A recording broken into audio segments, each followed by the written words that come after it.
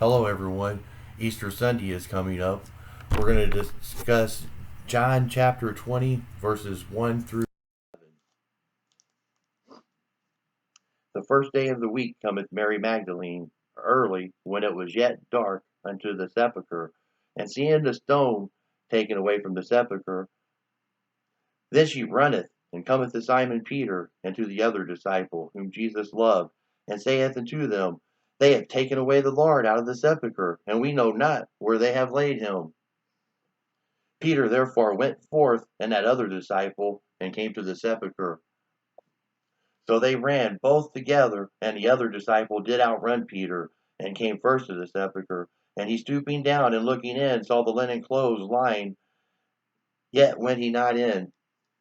Then cometh Simon Peter, following him, and went into the sepulchre, and seeth the linen clothes lie, and the napkin that was about his head, not lying with the linen clothes, but wrapped together in a place by itself.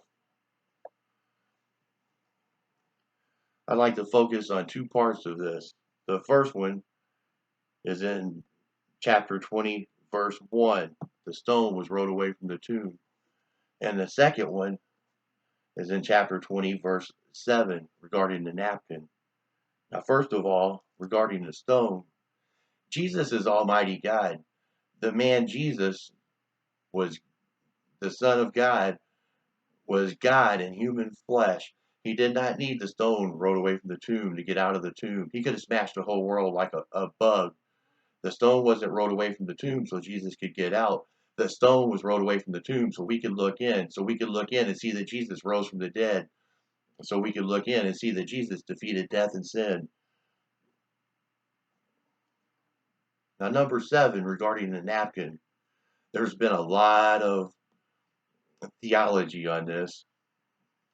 And it's not essential to salvation, but it's important to me. I'm a Bible geek, and I want to get it right.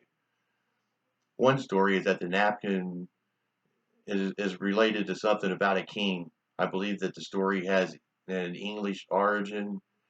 Well, first off, Jesus wasn't English. Jesus was from Israel. Jesus was Hebrew.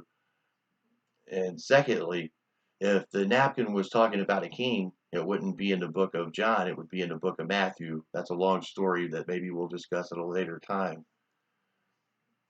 Joseph was a carpenter. Joseph was Jesus' stepfather. Jesus was a carpenter by trade. Now, the ancient Hebrew carpenter had a custom. He had a special napkin. Whenever the carpenter finished a project, he would take his special carpenter's napkin and he would fold it up and he would lay it on the project, and it is finished. If you walk by Jesus' house and he was making you something and you saw that napkin there, it means it's finished. You can pick it up. It's done. Your project is done. Jesus was making a statement. When Jesus rose from the dead, he took his special carpenter's napkin, he folded up, and he left it laying there. The disciples were Hebrew. They would have knew what this meant. And Jesus was saying it is finished. Jesus defeated death and sin. Jesus rose from the dead. Jesus defeated the devil and the powers of hell. Whoever calls on the name of the Lord shall be saved. It is finished. Jesus did it all.